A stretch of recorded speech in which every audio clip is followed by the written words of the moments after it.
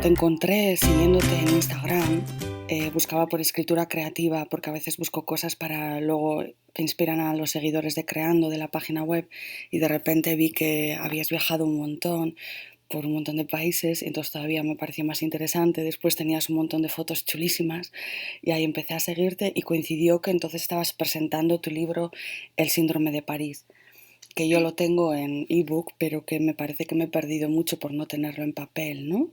Por lo que veo, espera, voy a enseñar aquí un poquito la cámara, es esta la portada. Va a estar disponible en España pronto en librerías. Va a estar en librerías, ¿no? Ah, vale, vale. Entonces viene muy bien también para darlo a conocer a la gente, que salga ahora en la entrevista. Bueno, pues como vi lo del libro y estaba justo en la preventa, lo pillé, me lo leí y eso, por eso te quería entrevistar sobre el libro y también un poco tu vida, que me parece muy interesante. Eh, Tengo aquí las preguntas. A mí me gustaba mucho antes viajar, antes de tener a Lara, y al ver todo lo que tú habías viajado, pues también sentí una fuerte conexión y creo que mucha de la gente que sigue también el blog de Creando son también gente que escribe, le gusta la fotografía, le gusta la creatividad, las imágenes y viajar. Y por eso, bueno, te quería preguntar cositas así sobre el libro, que me ha gustado mucho. Y no sé, lo primero que me planteé cuando leí tu libro, vi que te habías, porque tienes ahí el blog de Viajando por ahí, y entonces que llevabas mucho tiempo viajando y que como que toda tu existencia estaba basada un poquito en el viajar y en escribir, ¿no? Y al tratar este libro un poco bueno, aparece en varios momentos que como un poco, no, no rechazo, pero como un poco, ay, de repente como que estás cansada, ¿no? Ponía, antes de empezar a viajar, creía que era un estilo de vida perfecto y que sería feliz para siempre, dices en un momento. Y luego en la página 93 dices, en Múnich por fin acepté que había perdido las ganas de viajar. Entonces yo me preguntaba, ¿cómo hiciste esto, no? Porque me imagino que de repente atreverte a escribir un libro en el que no desmantelas, pero un poco te vuelves un poquito contra aquello por lo que has empezado a escribir, ¿no? Entonces, no sé, quería saber cuál había sido para ti no sé, el debate que habías tenido en tu cabeza antes de dar este paso, de escribir este libro. Eh, sí, no es que voy en contra de los viajes, sino que creo que es un libro que muestra que también vivir viajando tiene otra cara, no tan perfecta como uno se imagina, porque yo creo que esto de vivir viajando es una vida que muchos sueñan, que yo soñaba un montón, hace años yo quería vivir así, me parecía que era el estilo de vida perfecto, ideal, que como dije, como vos dijiste antes, como que iba a ser feliz para siempre. Después me empecé a dar cuenta cuando lo hice durante varios años, porque ya llevaba unos 6 años, me parece, cuando hice este último viaje que Sí, narra el sí. libro, que es un viaje de 2 años, ya llevaba 6 años con este estilo de vida, y uno empieza a verle las fallas a las cosas cuando las hace mucho tiempo, pero ni siquiera sé si son fallas, o sea, es algo que no se conoce tanto. Ya. Y la verdad es que el libro, creo que un poco el detonante fue un artículo que yo publiqué en el blog, que también se llama El síndrome de París y el lado oscuro de los viajes, se llama ese artículo, en el que por primera vez conté todo esto que me pasaba. Estaba cansada, que viajar tenía su lado no tan agradable, que uno siempre se estaba despidiendo de la gente, que siempre estás lejos de los que querés, que si te vas de viaje triste vas a seguir estando triste, que si te sentís sola, o sea, que esa tristeza te puede hacer sentir solo o sola, y quizá, aunque conozcas mucha gente mientras viajas, no vas a encontrar a nadie que realmente te contenga, porque uno necesita a su gente más cercana en ese momento. Bueno, también conté que a veces es difícil cuando uno toma control de su vida, ¿no? Y pasa a ser dueño total de su tiempo y de su trabajo y de sus acciones. a veces es difícil encontrar el camino, porque nadie te lo está marcando, ya no hay un camino premarcado en el que te dicen primero esto, después esto. Entonces, eso también es difícil, es como que yo me empezaba a sentir muy perdida, no sabía para dónde seguir, qué hacer, a veces tener tantas opciones también es un poco paralizante. Y bueno, decidí compartir todo esto. Me costó bastante, fue un post que tardé como 2 o 3 semanas en escribirlo, en tenerlo listo, y no lo quería publicar en un principio porque me daba miedo, porque pensaba que la gente me iba a tirar con cosas, me iba a decir de todo, Claro. porque yo pensaba que la reacción iba a ser, pero ¿cómo te estás quejando de una vida tan linda? Y lo publiqué igual porque lo necesitaba. Yo la verdad es que con el blog me manejo mucho así, con todo lo que escribo. Soy muy yo escribo lo que siento en el momento. No puedo, de otra forma no me sale. Y eso era lo que yo estaba sintiendo. En ese momento yo estaba con mucha tristeza, bueno, por cosas que habían pasado, por muertes de gente cercana. Estaba viajando, pero me sentía sola, me sentía como perdida.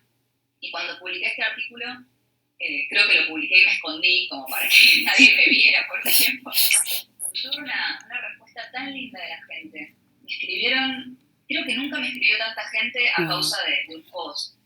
Gente, o sea, desde personas que también viven como yo, que viven viajando y que me agradecían, pero me lo agradecían y hasta me decían que se habían puesto a llorar cuando lo leían porque a ellos les pasaba lo mismo y nadie los entendía o creían que solo les pasaba a ellos, que esto era algo que como que hasta te da culpa a veces sentirlo, Sí. porque uno dice, pero estoy viviendo mi sueño, ¿cómo me puedo sentir mal? Después gente que quizá nunca viajó, pero que soñaba con viajar y sueña con viajar, también me agradecía por mostrar este otro lado, por mostrar como quizá el lado más realista del sueño, ¿no? De esta vida. Y yo creo que eso me animó bastante, me impulsó bastante. Yo nunca, en ese momento, nunca imaginé que mi libro se iba a llamar El Síndrome de París. Eso fue un título que surgió casi al final de la escritura, ya cuando lo estaba editando. Sí. Y me animé porque la verdad es que no me salía otra cosa. Si yo hubiese escrito un libro diciendo qué lindo que es viajar y qué feliz, no hubiese estado contando la verdad. Y al final la gente se da cuenta, creo que el lector busca la sinceridad en el autor, no que le vendan algo que en realidad no es. Y el primer libro, Días de viaje, era también de tus viajes, era tu primer libro, ¿no? Porque el otro es una colaboración, ¿no? Me parece, viajando. Viajeras es una colaboración. Eso. Y Días de viaje es mi primer libro. ¿Y cuánto tiempo había pasado entre el primer libro, o sea, tu primer viaje largo y este?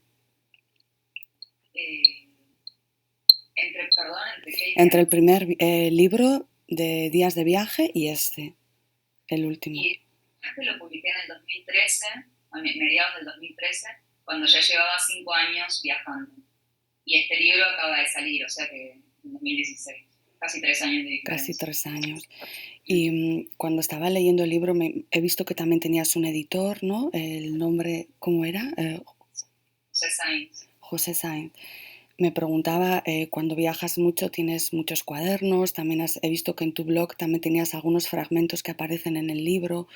¿Cómo encontraste la estructura para que fuera un libro? Porque mi impresión es que está muy bien logrado, cómo has hecho la estructura, un principio y un final. Cómo cuentas el final también no voy a decir, pero como que hay una estructura muy bien lograda. Lo dices abiertamente que tienes un editor, pero ¿cómo fue ese proceso de encontrar una estructura? Todos los apuntes que tenías, todos los cuadernos, ¿cómo encontraste la línea? ¿Sabes? La línea que... No fue fácil. Lo que pasa es que yo empecé con una estructura en la cabeza y el libro terminó demostrándome que necesitaba otra estructura. Ajá. Creo que el libro, o sea, es como que la estructura se va armando a medida que uno lo escribe, al menos a mí me pasa así. Yo empecé, cuando me puse, agarré los, no sé, 7, 8 cuadernos en los que había escrito durante todo ese tiempo, me senté, estaba viviendo en Francia. Era invierno, o sea que no tenía nada que hacer porque llovía mucho y dije, bueno, es el momento de sentarme. Y no es fácil cuando uno tiene tanto material en crudo, tantas ganas de contar algo, pero todavía no sabes bien en tu cabeza cómo vas a contar eso. Entonces, a mí me encanta pensar en estructura. A veces me ayuda mucho empezar a escribir sabiendo la estructura. Y bueno, me planteé, empecé a pensar nombres de capítulos, qué eje quería que tuviera el libro, me anotaba todo esto, qué quiero contar, qué quiero decir, qué tono quiero que tenga el libro. Y me anoté un montón de ideas. Después la estructura fue cambiando. Finalmente creo que se redujo. En realidad yo lo había pensado mucho más, con más capítulos, más fragmentada. Y después a medida que escribía me daba cuenta que había capítulos que en realidad se unían porque trataban de lo mismo, otros que ya no iban porque ya quedaban medio fuera de lo que yo estaba contando. Eh, Como que se fue dando solo en cada releída. Yo primero casi siempre medito yo sola, Ujú. o sea, terminé todo el borrador, medité, y después se lo mandé a José, con quien hicimos más ediciones, pero ya cuando se lo mandé la estructura ya estaba. Digamos que él en eso no, me parece que ya, sí, yo ya se lo mandé así, no tuvo tanto que ver en eso, pero bueno, sí, estuvo de acuerdo en la división de capítulos y en todo eso. Pero como te digo, la estructura me parece que es algo que se va formando a medida que uno escribe, no hay otra. Ya. ¿Te costó dejar algunas, porque me imagino llevabas un tiempo viajando, tendrías mucho en los cuadernos, te costó dejar cosas fuera? ¿Y por qué Y sí, razón las dejaste, siempre, no? Me imagino que también o pensabas, bueno, esto no encaja muy bien, lo dejo. ¿Te costó? digamos que sí y que no, porque cuando empecé también me había separado algunas historias del blog, que sabía que quería volver a escribir para el libro, pero después es como que me fui dando cuenta sola, cuando, sobre todo cuando le editábamos con José, se notaba mucho cuáles eran las partes que no iban, que no pegaban, que estaban de más, que aburrían, que no tenían tanto interés. Como que también creo que el libro me lo fue mostrando solo. Lo que pasa es que se necesita mucho trabajo antes. Como te digo, uno desde el principio no Ya. puede saber qué es lo que va a ir y lo que no va a ir. Es en el proceso de trabajo, cuando esas cosas se van haciendo más obvias. Eh, pero bueno, sí, tampoco, igual siento que no dejé nada afuera que hubiese querido contar. Todo lo que quise contar está en el libro. No hay nada que me haya quedado así como porque no tenía espacio, no. Quería saber también, porque esto también puede ser interesante para las personas que te escuchen, ¿cómo te organizas para escribir durante tus viajes? Porque me imagino cada día son impresiones nuevas, tienes el planning, vas a salir, cuando llegas a casa ya estás muy cansado. ¿Cómo encuentras ese momento para escribir en esos cuadernos que tienes, entre los 7 cuadernos? ¿Es siempre el mismo momento o lo haces en un momento dado? ¿Cómo lo vas haciendo? ¿Cómo lo vas haciendo? Primero que yo ando siempre con el cuaderno encima, siempre, ¿no? Es como, o sea, lo podría tener colgado al cuello más o Ya. menos porque no me despego nunca del cuaderno. Y depende, a veces aprovecho los momentos como los viajes, por ejemplo, viaje en tren, viaje en bus o viaje en auto. Cualquier movilización la aprovecho para empezar a tomar apuntes. En general en los cuadernos no suelo escribir, bueno, a veces, es que no hago textos tan terminados quizá en el cuaderno, son más apuntes, observaciones, pensamientos, hago listas, qué sé yo, dibujos, lo que sea.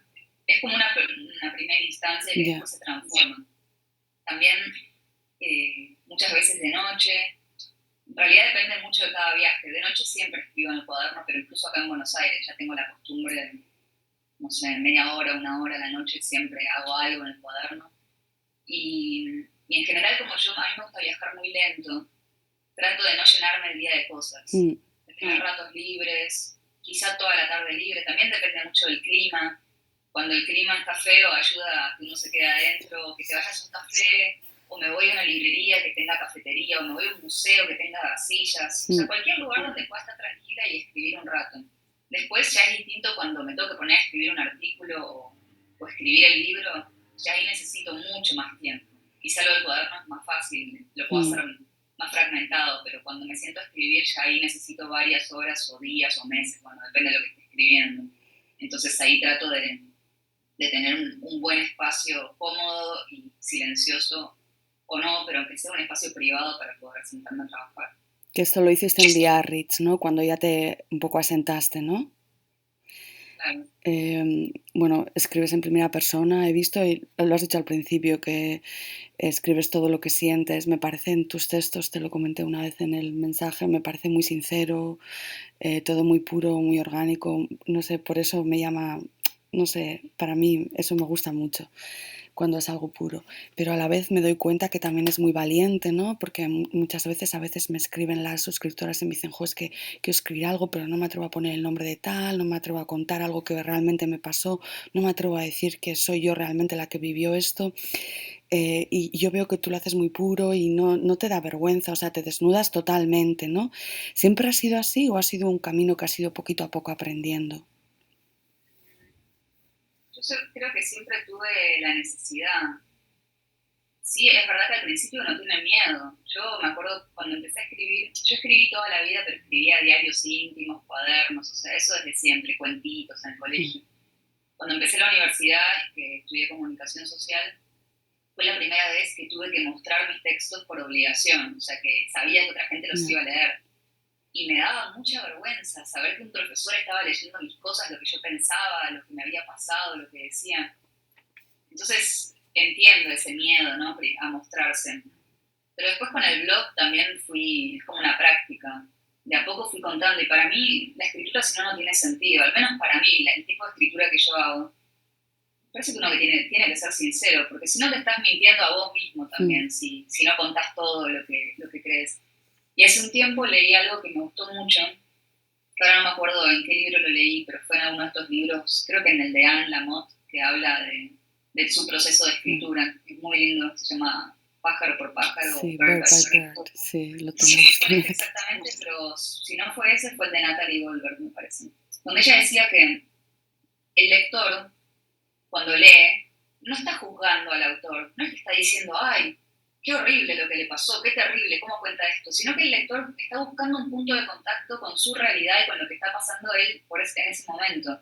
Y a mí me encantó, y yo pensé, como lectora, y digo, es cierto, cuando yo leo un libro donde alguien, no sé, si yo hubiese leído en un libro que alguien estaba de viaje y estaba triste y estaba deprimido, a mí me hubiese encantado. Es como recibir un abrazo a la distancia a través de un libro. Y eso me gustó mucho y dije, es verdad, o sea, y si me juzga, es problema de él, no es mi problema si a mí me juzgan porque yo cuento algo privado, íntimo, lo que sea. Yo lo que busco es que eso le llegue a alguien y que lo ayude en el momento en el que está pasando, que se sienta quizá más acompañado. Entonces creo que hay que tratar de sacarse la vergüenza, ¿no? O sea, el que lee, te lee desde sí mismo. Sí. No le importa tanto el nombre de la persona. También el nombre se puede cambiar. Si uno no quiere exponer a alguien, bueno, cambias el nombre por cuestiones de privacidad que son entendibles también y ya está. O no das el nombre. Yo en muchas historias no doy los nombres. Ya, en esta también se ve, también utilizas unas iniciales. Sí, y tu familia también no tiene ningún problema con eso, que aparezca. No, Ya se acostumbraron, me están parece. acostumbrados, ¿no? Quería también preguntarte cómo te arreglas para vencer la procrastinación, porque no sé qué página es, pero me encantó esto, como, porque es lo que le pasa a todo el mundo, que te sientas, es como 2 páginas, ¿no? Y cuentas exactamente todo lo que te pasa durante el día hasta que por fin, bueno, no sé, ese día creo que no escribes, pero cuentas las diferentes modalidades de procrastinar. Entonces te quería preguntar, ¿cómo la vences normalmente? Ese es un ejemplo muy bien de cómo te vence a ti, pero ¿cómo la vences tú? No sé si la ves. Sí, a veces siento que vivo procrastinando, pero creo que cuando uno hace eso, ay, nunca me sale la palabra, cuando Ya, procrastinas, en realidad es lo que te gusta. Uno se pone a hacer otras cosas, pero hace cosas que le gustan. ya, ¿Cómo la venzo? No sé. Sinceramente, supongo que en algún momento digo, bueno, va, como en ese texto al que te referís, digo, bueno, tengo que escribir, me tengo que sentar a escribir. Lo que pasa es que también tengo quizá la ventaja, por así decirlo, de que como me gusta escribir de la vida cotidiana también, más allá de los viajes, eh, como que la procrastinación es parte, después va a formar parte de mi escritura.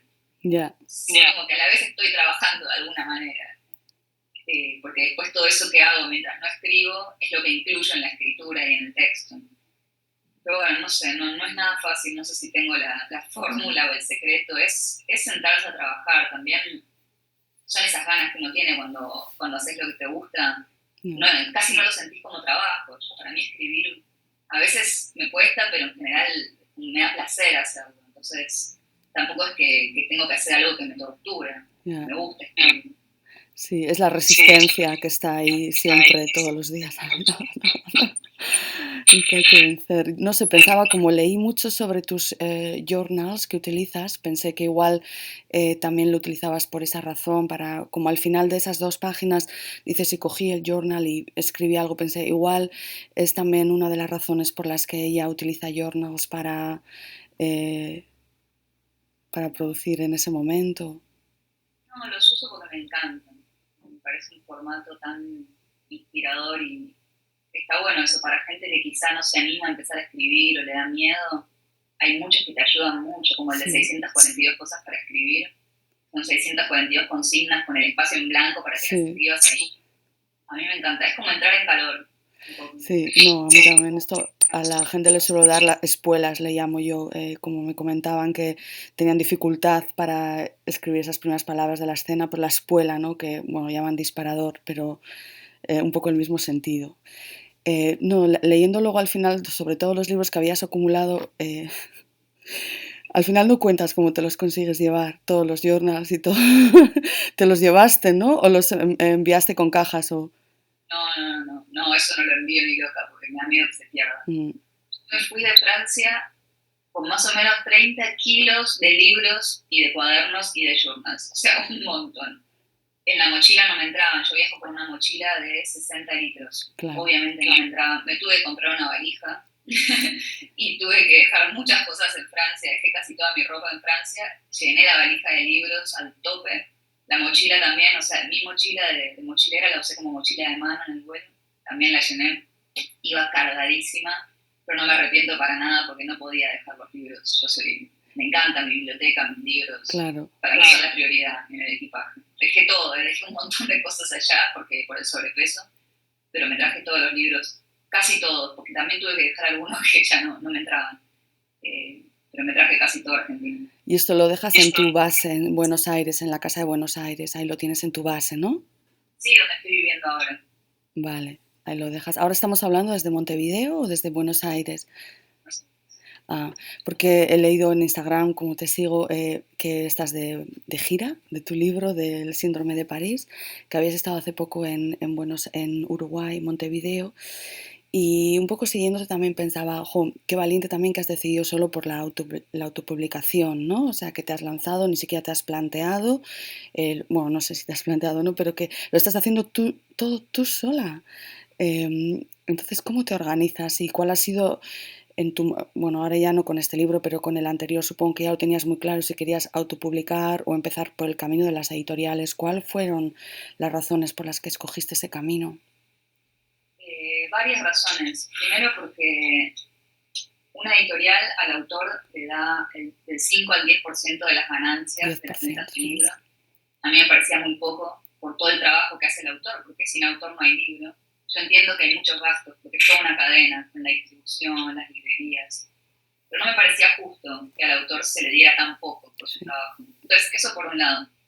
Por otro lado, porque cuando empecé con Días de Viaje, mi primer libro, yo ya tenía un público del blog, gracias al blog, que me apoyaba y que me decía, nosotros te compramos un libro si vos lo escribís. Entonces yo ya sabía que ahí tenía, tampoco es que quería vender millones de libros, quería poder cubrir los costos, porque cuando uno autopublica tiene que hacer una inversión inicial para la imprenta. Tampoco significa que yo no trabajo sola, tengo editor o editora, corrector, ilustradora, trabajo con más gente, entonces formo un equipo, pero bueno, sin un sello editorial de por medio. Y esto implica que todos los gastos los pago yo, pero también confío en que después con la venta lo voy a recuperar, que hasta ahora me pasó así, con los dos libros la verdad es que recuperé bastante rápido porque siempre hago preventas, trato de ofrecer descuentos, regalos, el libro firmado y la gente a la vez sabe que me está ayudando a autopublicarme y lo compran con ganas. También por otro lado yo ya conocía gente que se autopublicaba y que me aseguraba que ellos podían vivir de eso y que les parecía la mejor opción. Habían trabajado con editoriales y habían decidido después autopublicarse por sus razones.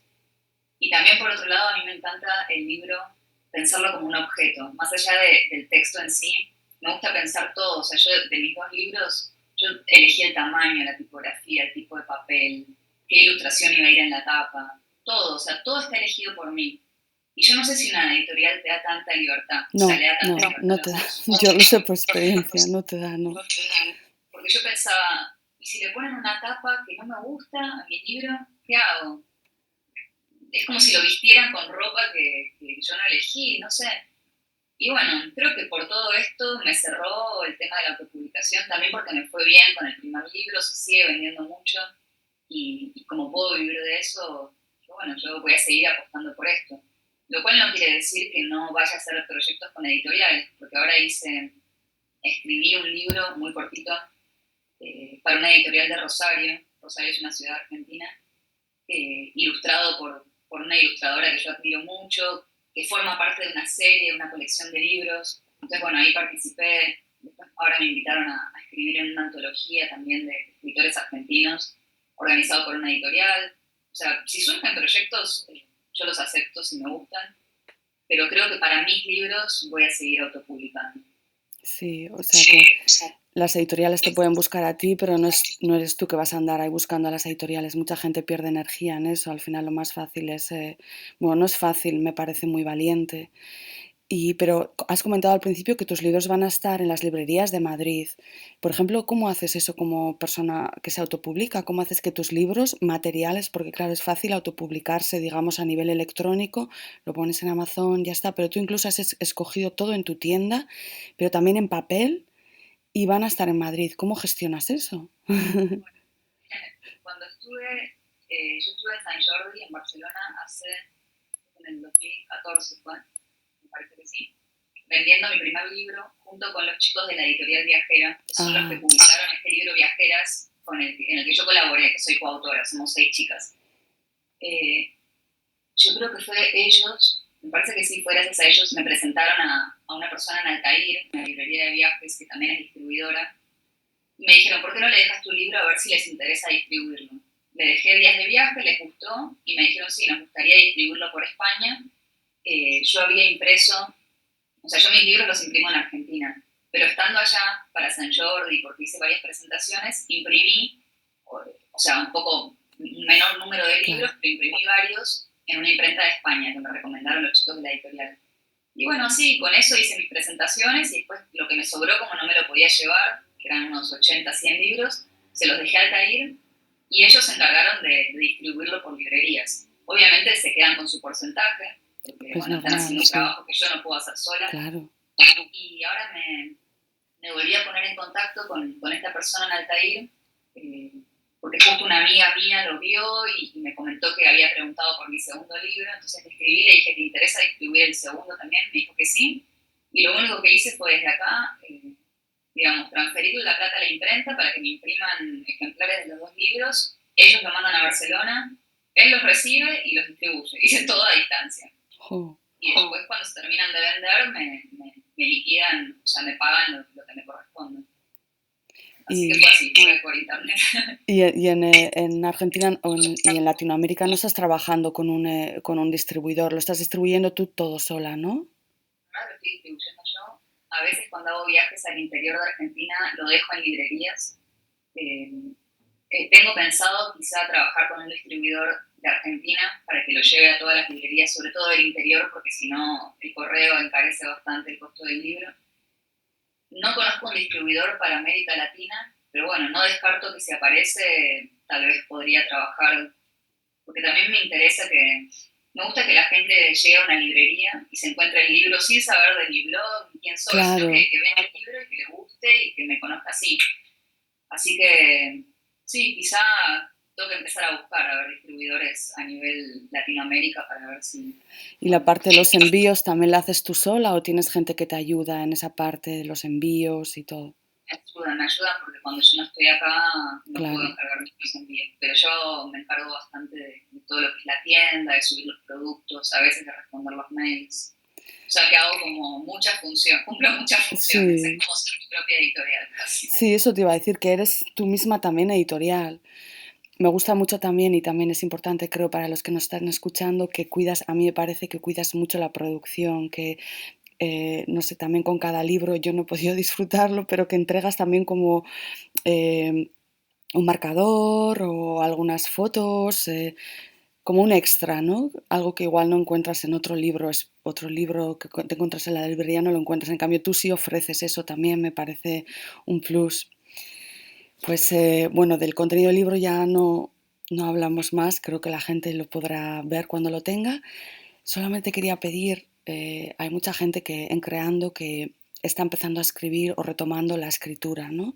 Un poquito igual como pues te encontrabas tú hace igual 10 años en ese momento. eh, ¿qué les dirías? Ya sabes, en ese momento tienes miedo, tienes inseguridad, estás empezando, no sabes, un par de cosas que les dirías. No, primero que escriban, que disfruten el proceso, me parece que es lo más lindo. Que no piensen tanto en quién lo va a leer, qué van a decir, esto me lo van a publicar o no. Para mí la escritura es un proceso terapéutico a veces, como de, no sé, de curación. Creo que en cada etapa de la vida, quizá para el que le gusta escribir, sirve para algo distinto, ya sea para documentar, este, para hacer catarsis, no sé, para digerir algo. Eh, que lo disfruten, que lean mucho también, porque leer es una gran fuente de inspiración y uno aprende mucho leyendo, o sea, aprende cómo escribir leyendo.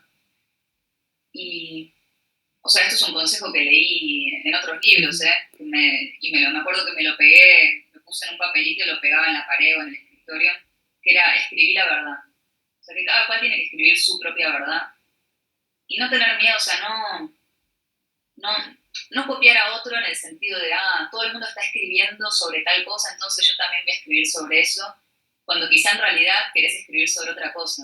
Cada cual tiene que escribir sobre lo que le nace bien de adentro, sobre lo que tiene para contar, para decir, para mostrar o para opinar. Y siempre, yo creo que siempre va a haber alguien que se va a sentir identificado. Cuando uno escribe desde la verdad y desde lo profundo y desde lo que uno es, parece que siempre vas a encontrar a alguien a quien le va a resonar eso que vos estás diciendo y mostrando. Sí. Sí, que no tengan miedo, que la escritura es algo muy lindo, a veces es difícil, pero es lindo, a mí Sí. yo lo disfruto mucho. Sí. Así es, muchas gracias, Aniko, por estar aquí con nosotras, y pondré abajo los enlaces de tu libro, de las presentaciones. ¿Vas a ir también a España a presentarlo? Sí, lo que pasa es que no sé cuándo todavía. Ni siquiera sé si Bueno, será este año o el que viene, pero cuando esté en España voy a hacer seguro alguna presentación. vale. Y también pondré tu enlace abajo de Instagram, porque me parece que pones también a veces fotos de viajes pasados, me parece muy interesante. Pues nada, muchas gracias y yo te seguiré también. Bueno, muchas gracias por la entrevista. Vale, bueno, hasta aquí cortaremos, ¿no? Nada, una cosa así personal.